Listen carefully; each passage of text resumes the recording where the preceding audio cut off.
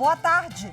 O Mato Grosso do Sul tem a segunda maior população indígena do Brasil e um grande volume de demanda no Poder Judiciário. E de olho nessa situação, o Tribunal de Justiça do Estado criou o Comitê de Suporte e Aperfeiçoamento para o Atendimento da População Indígena. Um dos objetivos é estimular estudos para melhorar a comunicação ao atender às demandas dessa parcela da população. A criação do comitê é um dos destaques do Jornal da Justiça de hoje. Vamos aos demais. Corte Especial do Superior Tribunal de Justiça recebe denúncia contra desembargador afastado do Tribunal de Justiça do Rio de Janeiro, acusado de favorecer empresas de ônibus. Ministro Fachin do Supremo Tribunal Federal mantém prosseguimento de demarcação da terra indígena Menku. E ainda, presidente do Tribunal Superior Eleitoral, ministro Edson Fachin, acompanhado de outros ministros da Corte, visita o Centro de Divulgação das Eleições do TSE, local do teste público de segurança.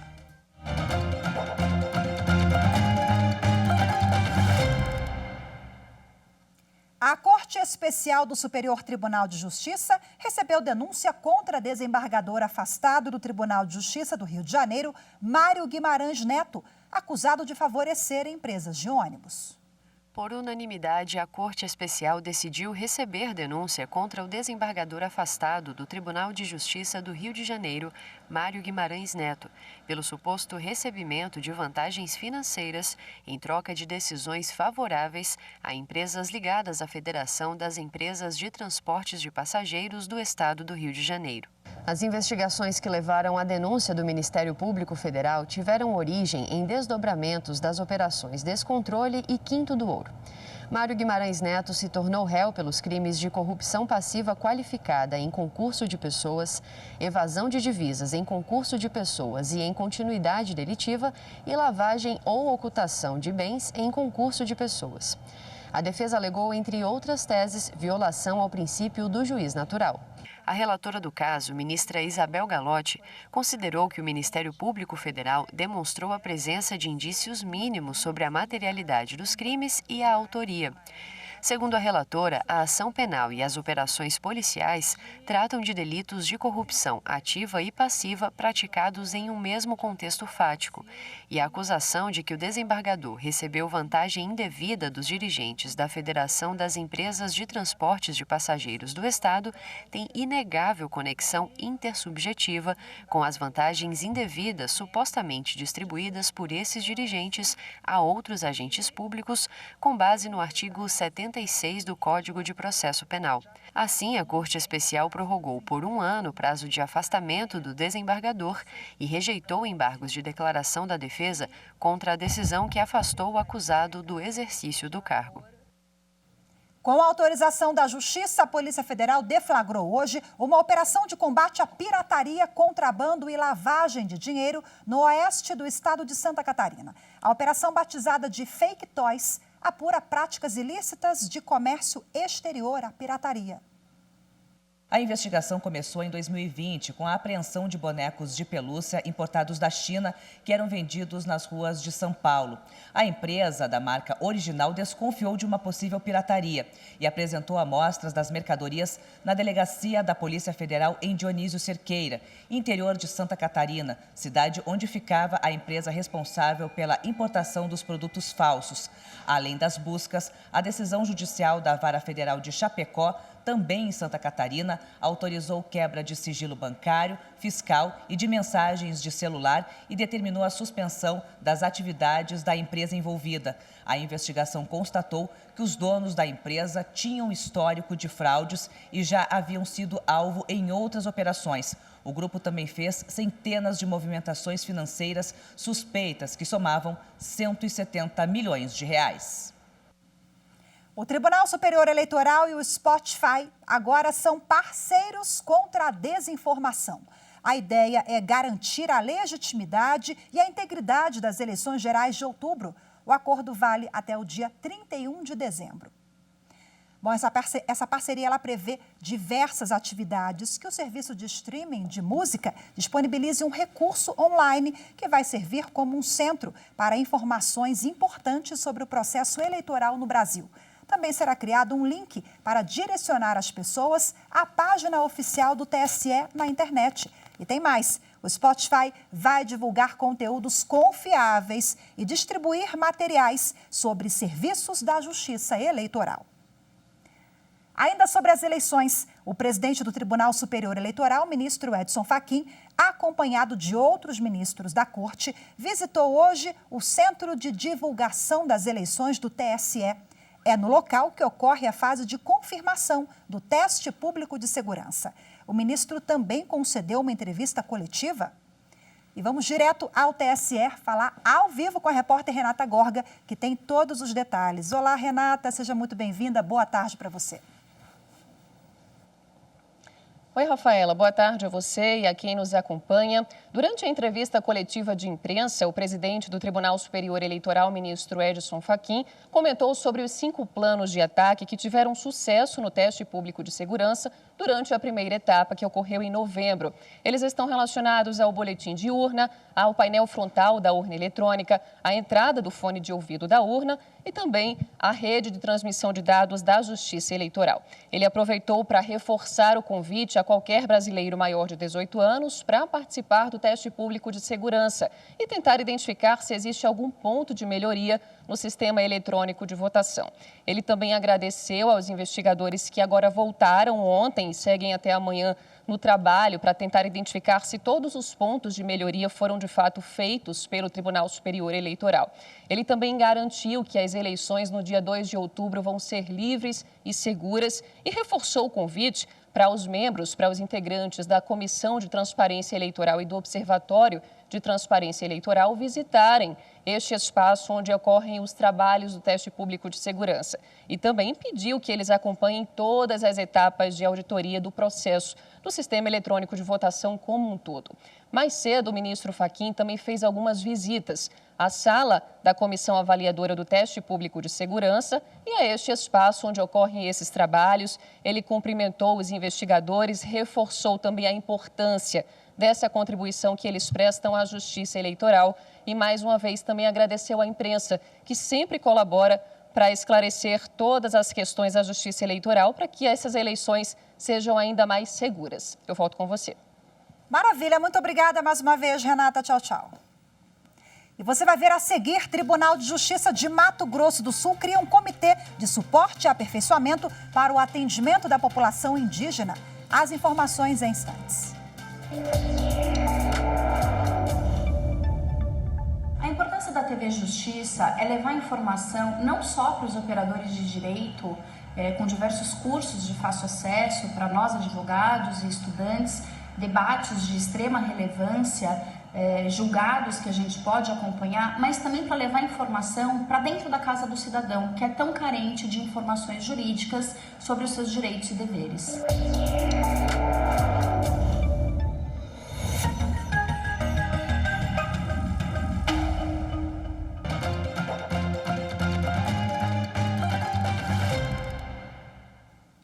O ministro Edson Fachin, do Supremo Tribunal Federal, negou o liminar que pedia a suspensão de decisão da Justiça Federal que determinou o prosseguimento do processo de demarcação da terra indígena no Mato Grosso. Ao analisar os fatos, o ministro não verificou desrespeito à ordem de todos os processos e recursos judiciais que tratam da demarcação. Na ação, o município de Brasnorte, em Mato Grosso, relatou que foi surpreendido com a notícia de que a Justiça Federal havia determinado o prosseguimento do processo de demarcação da terra indígena. O município alegou que não foi notificado pela Justiça, o que violaria o devido processo legal.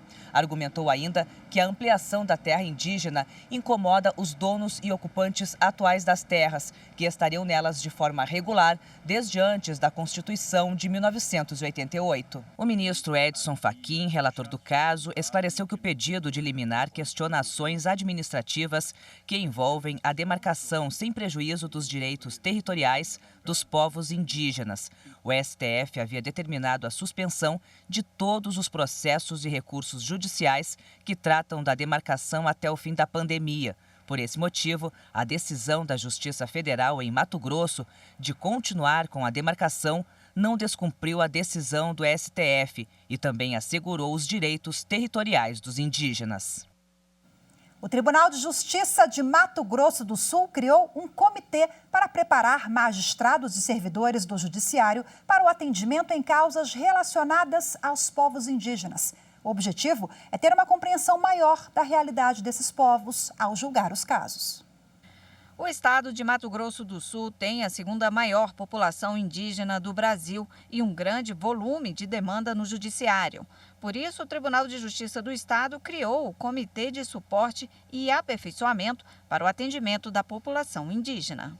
O comitê será integrado por coordenadores da infância e da juventude, de medidas socioeducativas, das varas de execução penal do tribunal, servidores e magistrados. Ele vai orientar sobre a forma correta de realizar depoimento especial de crianças e adolescentes de povos tradicionais vítimas de violência e estimular estudos para melhorar a comunicação ao atender às demandas dos povos indígenas. A professora Altaci Cocama explica que o comitê vai ajudar a minimizar uma das principais dificuldades dos indígenas ao recorrer ao judiciário, que é a comunicação. É de suma importância que o Poder Judiciário ele possa estar atento a essas questões, né, linguísticas, que os povos indígenas são amparados, né, pela Constituição Federal, né, no seu artigo 231, que fala sobre os modos diferenciados, né, a proteção linguística dos povos indígenas. Então, a partir da hora que eu tenho uma legislação, que é a Carta Magna do país, e que tem os indígenas são amparados por lei, é de suma importância que o Poder Judiciário ele cumpra, né, a lei que ampara os povos indígenas. Além de facilitar a comunicação entre indígenas e judiciário, o comitê também vai desenvolver perícias antropológicas, ou seja, colher informações sobre a origem e costumes das comunidades indígenas no estado, para que o judiciário considere a realidade desses povos na hora de analisar as demandas. É importante acionar esses antropólogos que já estudam esses povos indígenas para dar esse suporte ao judiciário na hora que for lidar com esse povo. Bom, e para conhecer um pouco mais desse comitê que foi montado pelo Tribunal de Justiça de Mato Grosso do Sul, a repórter Carolina Chaves conversou com a desembargadora Elizabeth Anache. Ela é a coordenadora da Infância e da Juventude do Estado e integrante do comitê. Vamos acompanhar agora a entrevista. Doutora Elizabeth, muito obrigada pela participação aqui na TV Justiça. Bom, o Mato Grosso do Sul possui a segunda maior população indígena do Brasil, com uma diversidade étnica e cultural imensa. Existem desafios para conciliar toda essa diversidade no sistema de justiça e eu queria que a senhora exemplificasse. Olha, com certeza nós temos muitos desafios. Aqui em Mato Grosso do Sul existem 8 povos indígenas, cada um deles tem os seus costumes, as suas tradições, os seus sistemas internos de resolução de conflitos, a sua política, a sua religião, a sua língua materna, enfim, todas essas especificidades, elas foram reconhecidas pela Constituição Federal, pela Convenção 69 da OIT, né? E nós temos também as resoluções 287, 454 do CNJ, que visam dar a garantia de acesso ao judiciário dessas pessoas oriundas dos povos indígenas, né? O que a gente percebe é que a figura do indígena ainda está congelada no tempo, na visão de alguns julgadores.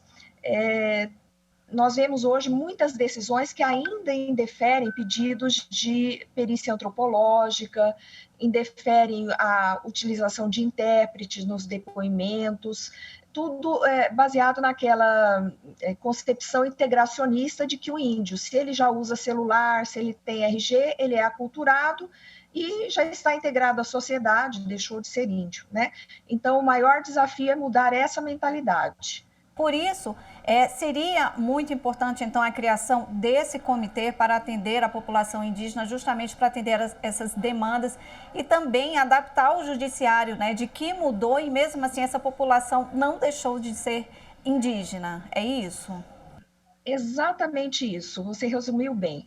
A criação desse comitê específico para dar um suporte no atendimento da população indígena vem nessa perspectiva de que o Poder Judiciário pode se colocar num lugar de escuta ativa e conseguir estabelecer um diálogo intercultural com os povos indígenas. A gente já pode falar de um resultado, né, do que mudou, de como era antes e como passou a funcionar, né, esse atendimento às questões indígenas no Estado por conta desse comitê. Inclusive, ele pode até virar referência para outros estados, não é isso? Devido às nossas particularidades aqui de ter a segunda maior população indígena do Brasil, nós nos sentimos assim como que obrigados a ter esse pioneirismo, né? Então, nós temos várias propostas já sendo pensadas, implementadas, estamos com um cadastro de antropólogos no sistema de credenciamento da Corregedoria Geral de Justiça, estamos correndo atrás da ampliação do número de antropólogos cadastrados. Nós temos também um sistema na Corregedoria que cadastra intérpretes, estamos aperfeiçoando esse sistema, tudo no sentido de viabilizar o direito ao laudo antropológico, o direito ao intérprete, né? E também pretendemos orientar através de notas técnicas, né? Doutora, a senhora percebe uma mudança, né, de comportamento, de enfrentamento dessas questões da população indígena no tribunal? A gente consegue ter algum resultado, alguma resposta já em ter formado esse comitê específico para a população indígena? A ideia é justamente essa, é abrir o olhar do julgador no sentido de verificar que nós não podemos nos basear na política integracionista, né, que é anterior, que não foi recepcionada pela Constituição, e eu acredito que a criação do comitê é muito recente, ainda tem cerca de 30 dias, mas nós vamos começar a trabalhar com essas questões todas. Nós temos muitas dificuldades, nós vislumbramos muitas dificuldades no Estado inteiro, que nos mostram que é necessário ter uma atenção voltada aos indígenas, né? E são problemas muito sérios, porque o indígena, quando entra numa instituição e que os servidores, os funcionários são brancos, a língua falada não é a língua materna, a alimentação é diferente. Então, nós temos que visualizar esses problemas e procurar uma solução que atenda de uma forma adequada à cultura indígena. Ok, doutora Elizabeth, muito obrigada pela participação aqui na TV Justiça e parabéns por essa brilhante iniciativa. Obrigada. Veja a seguir, Superior Tribunal de Justiça nega pagamento de seguro ao dono da mercadoria em caso de roubo de carga. Os detalhes você confere em instantes. Por que a TV Justiça é importante para a sociedade? A TV Justiça é importante para a sociedade justamente pelo seu propósito em informar e esclarecer de maneira imparcial e transparente todas as informações jurídicas relevantes para a sociedade, principalmente com relação aos direitos e deveres jurídicos, os quais sempre são transmitidos de maneira ampla, clara e restrita, espelhando a realidade das notícias em momento praticamente real.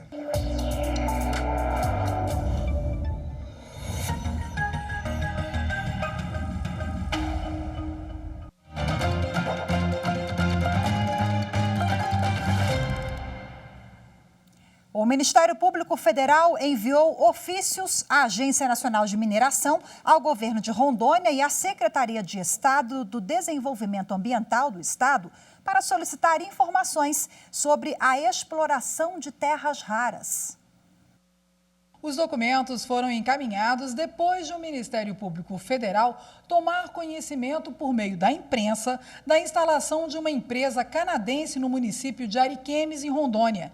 Caso se confirme essa instalação, o pedido é para que a Agência Nacional de Mineração forneça a localização georreferenciada da região a ser explorada e apresente informações sobre a licença de exploração a ser concedida à empresa canadense, sobre quais minerais ela está autorizada a pesquisar. O MPF também pede que a Secretaria de Estado do Desenvolvimento Ambiental e o governo estadual se manifestem sobre a notícia da presença da empresa no município. O objetivo é acompanhar a atuação dos órgãos para a concessão das licenças exigidas e garantir que sejam atendidas as questões legais relativas à atividade. No Paraná, o Ministério Público Federal se posicionou a favor da reserva de vagas para pessoas trans na seleção de 2022. A cota é para o mestrado interdisciplinar em estudos latino-americanos da Universidade Federal da Integração Latino-Americana. O questionamento sobre a legalidade da reserva de vagas para pessoas trans chegou ao Ministério Público Federal depois que um cidadão abriu representação. Antes de ser levado à Justiça, o caso tramitou na Procuradoria da República no Paraná, que, ao analisar o assunto, entendeu que a prática é legal, já que a universidade tem autonomia na condução das regras institucionais e prevista na Constituição, que garante políticas inclusivas. Além disso, o MPF destacou que o sistema de cotas para pessoas trans é justificável, já que elas são altamente vulneráveis na sociedade. O Superior Tribunal de Justiça negou o pagamento de seguro ao dono da mercadoria em um caso de roubo de carga. A seguradora foi contratada pela transportadora e não pelo proprietário. O dono da carga roubada alegou ao STJ que, por custear a contratação da empresa transportadora, deveria ter direito à indenização pelo sinistro. Argumentou ainda que o não pagamento da indenização securitária diretamente ao proprietário gera enriquecimento ilícito tanto da seguradora quanto da transportadora, pois é ele, o dono da carga, quem terá que suportar o prejuízo. Porém, a terceira turma negou o provimento ao recurso especial. Para o colegiado, o proprietário da mercadoria transportada não pode ser considerado segurado, mas apenas terceiro interessado no contrato de seguro de responsabilidade civil facultativa do transportador rodoviário Desaparecimento de Carga, RCF-DC. De acordo com os ministros, o segurado nesses casos é a transportadora. De acordo com o relator, ministro Vilas Boas Cueva, o vínculo contratual é entre a seguradora e segurado. No processo em análise, foi verificado que a transportadora descumpriu as condições contratuais, não ativando durante o percurso os equipamentos de rastreamento. E tal circunstância faz incidir a cláusula de isenção de responsabilidade da seguradora. Mesmo diante da comprovação da responsabilidade civil da transportadora pelo desaparecimento da carga, o pagamento da indenização securitária não é automático, devendo haver a regulação do sinistro, oportunidade em que será verificada eventual perda da garantia, como nas situações de agravamento do risco, bem como o devido enquadramento do caso em alguma cobertura. Para o ministro, o furto de mercadoria transportada é sinistro de responsabilidade civil contratual, tendo o dono da carga assumido o risco da escolha do transportador. O relator ponderou que o proprietário, em paralelo ao seguro pactuado pela empresa transportadora, poderia ter contratado o seguro próprio, o seguro de transportes, com o qual ele passaria da mera condição de terceiro prejudicado para de segurado. Os ministros do Supremo Tribunal Federal devem retomar hoje o julgamento do recurso extraordinário com repercussão geral, que discute se é possível estender o direito à licença maternidade de 180 dias a servidores públicos que sejam pais solteiros. O julgamento já conta com 2 votos favoráveis, o do relator ministro Alexandre de Moraes e do ministro André Mendonça, que o acompanhou. Bom, e também está na pauta de hoje ações que questionam a obrigatoriedade de se estender a clientes antigos as promoções feitas para atrair novos contratos. As leis que estabelecem essa obrigação são do Estado de São Paulo. As duas ações que chegaram ao Supremo Tribunal Federal são da relatoria do ministro Luiz Roberto Barroso. Apesar de envolverem o mesmo tema, elas se referem a leis que afetaram setores distintos: educação e telefonia. Uma obriga as universidades e faculdades a oferecerem aos alunos antigos as mesmas promoções ofertadas aos novos estudantes. A outra norma estende aos clientes antigos das empresas de telefonia os planos promocionais oferecidos pelas operadoras para atrair novos usuários. Tanto a Confederação Nacional dos Estabelecimentos de Ensino quanto a Associação de Operadoras de Celulares afirmam que as duas normas ferem a autonomia administrativa e financeira das empresas e causam prejuízos econômicos às instituições. A Confenem alega ainda que a lei estadual violou a competência privativa da União para estabelecer normas sobre a educação. As ações pedem que as duas leis sejam declaradas inconstitucionais. Hoje ficamos por aqui. Muito obrigada pela companhia. Ótima tarde para você. Temos um encontro marcado amanhã. Tchau, tchau.